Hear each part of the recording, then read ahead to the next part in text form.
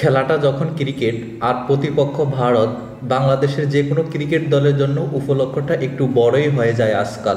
আর সেই ম্যাচটি যদি কোনো ফাইনাল হয় তবে তো সেই উত্তেজনার পারদ চড়ে যায় অনেক উপরে। দুবাইয়ে আজ এমনই আরেকটি ম্যাচে ভারতকে হারিয়ে আবারও অনূর্ধ্ব-19 এশিয়া কাপ জিতলেন বাংলাদেশ।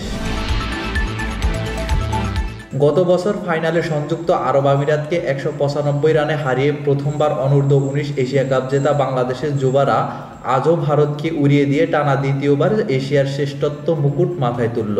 আজিজুল হাকিমরা আজ জিতেছে 59 রানে। টস হেরে ব্যাটিং পাওয়া বাংলাদেশ অনূর্ধ্ব-19 দল 49.1 ওভারে অল আউট হওয়ার আগে করতে পেরেছিল 198 রান। এই রানটাই ভারতের জন্য ফাহারসম হয়ে যায় বাংলাদেশের পেসারদের দাপটে। ভারত 35.2 ওভারে অল আউট হয় 139 রানে। যুব এশিয়া কাপে 9 বার ফাইনাল খেলে এবারে প্রথম চ্যাম্পিয়নের ট্রফি হাতে নিতে পারল না ভারতীয়রা। Mohammad Rashed, sky channel.